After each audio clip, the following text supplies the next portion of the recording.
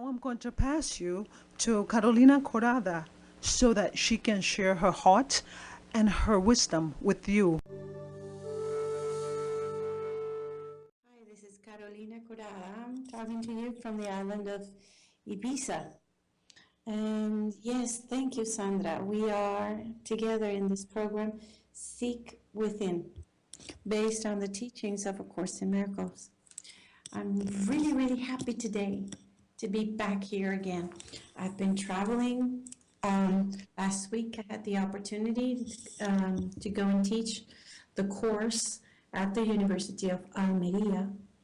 It is the third year that I've done this, and they are so open to listening and hearing and studying A Course in Miracles. We had a very special, very profound topic for the Thursday group, and the topic was the release of guilt. And then, surprisingly enough, there was another big group, 60 people, about 60 people on Friday, and the topic was Seek Within. It's wonderful. I felt so honored that they agreed to work on this topic. For today, and for me here in Ibiza in Europe, we are at night. It's 9 o'clock for me. And the topic today was not chosen by me. It was chosen by Steve Thompson, who's going to be with us today. Hello, Steve. Hello, Carolina. Pleased to be with you. I'm very happy to be here and share your program with you tonight. Thank you so much. This is the first time we've done this together. I think it might even be the first time that Steve is on in My Living Radio. So thank you so much for being here. And this is the surprise. This is the surprise for today. And this topic, contained in chapter 29 of A Course in Miracles, is called The Awakening. And it was chosen by Steve. He wanted to show me and share with me his interest in this topic, and I was so open and so receptive. I say yes. So perhaps we could read just a couple of phrases from the beginning, the first two sentences from the beginning of the chapter, The Awakening, and then we'll talk a little bit about it together. So I'll leave you with Steve as he reads. Thank you, Carolina. Right, here we go. There is no time, no place, no state where God is absent. There is nothing to be feared. There is no way in which a gap could be conceived of in the wholeness that He is. There is no time, no place, no state where love is absent, where God is not. Is this true for you? Have you agreed to this? Are you aware that even in the darkest moments of your day, love is still there for you? God is still there for you. Are you aware that in every place you go, be it your work, your home, in the park, at the beach, in the darkest and most humid office where you go, where you work, God is there with you. Love is there with you. Are you aware that you were a baby, then you grew, and you were a child, and a teenager, and a young adult, and then a contemporary adult like us? And all that time, throughout all that time, God was right there with you. Perhaps you're not aware. Perhaps you think He comes and goes. Perhaps you think love comes and goes. But this is the day when we choose. This is the day that we decide to accept that there is no place, no state, no time where love is not. And the next sentence that Steve read said, there is nothing to be feared. Wow. There is nothing to be feared. Are you willing to walk the world without fear? It's a question for you. Are you willing to walk the world without fear? We are told there is nothing to be feared because there is no time, no place, no state where God is not. For the human mind, for the ego mind, this is not a possibility.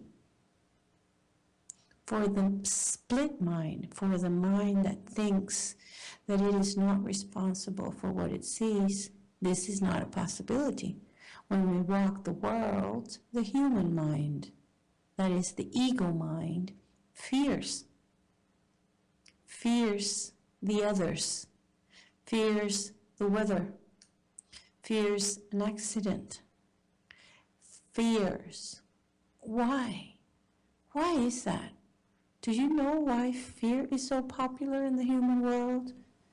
Because we've identified with the physical body, and we've tried to communicate through the physical body as if we were the physical body.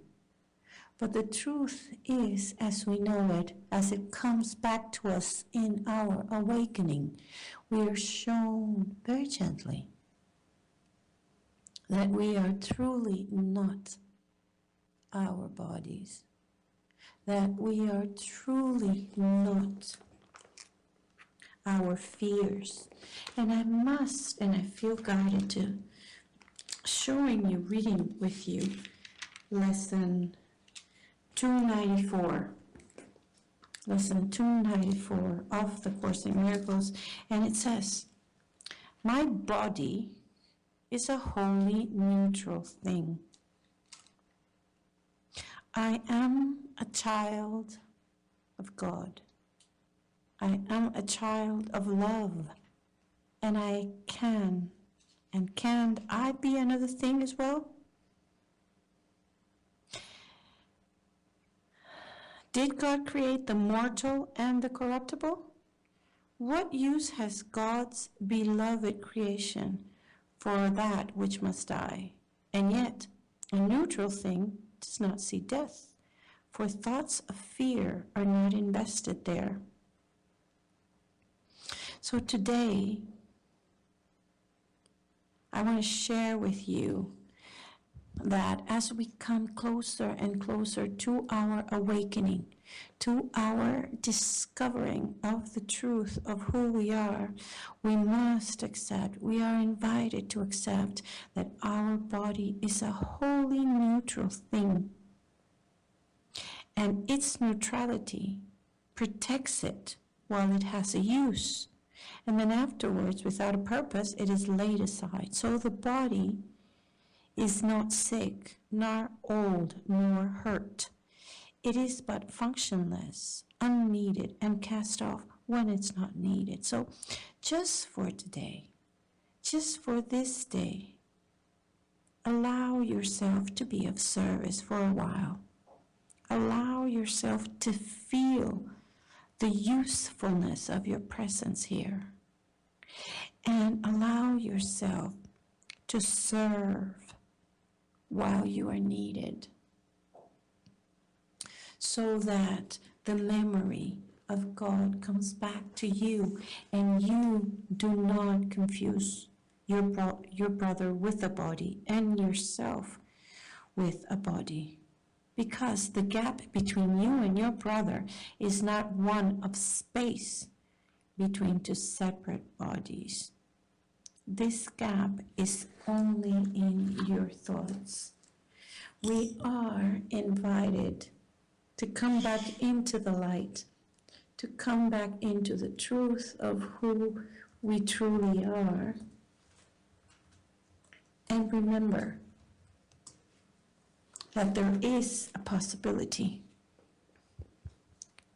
that there is a truth within that shows us that God is never absent, that love is never absent.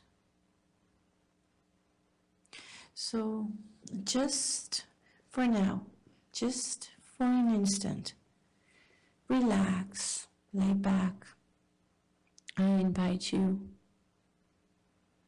and let's listen to this beautiful song and just come into the light. Allow yourself to come into the light.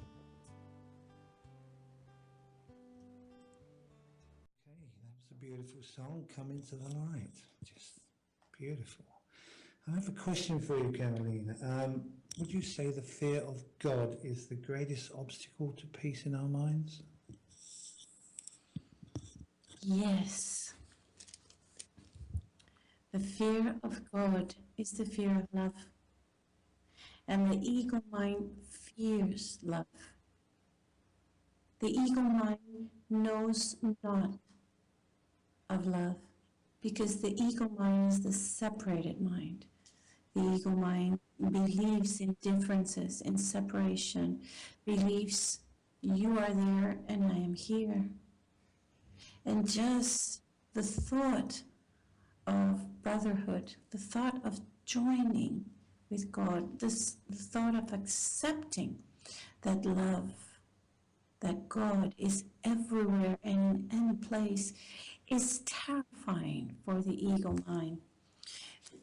The human mind, or the ego mind, is the idea of separation, the idea of separate bodies with separate nationalities, with separate ethnic groups, with separate genders. So the idea of coming together would mean that I or you would disappear to how we know each other. And Carolina, the other thing I want to ask you is, the gap between you and your brother is not one of space, but between two separate bodies. Can you explain that a bit more, please? The gap between two brothers is just a thought away. You think you are separate, and thus you experience yourself as separate. But this gap is never true. This separation is never true in reality. Perhaps in the world of bodies is. And your brother comes closer to you with his love, you take 3 steps back. And when you go closer to him, he withdraws. But the truth is, there is no gap. And the closing of this gap, the idea that there is no gap, must be accepted for the experience to follow. The initial idea that needs to be accepted is that there is no time, place, or experience where God is not. And as we become more and more receptive to this idea, as we become more and more accepting of this as a true possibility, you begin to see God in every living creature.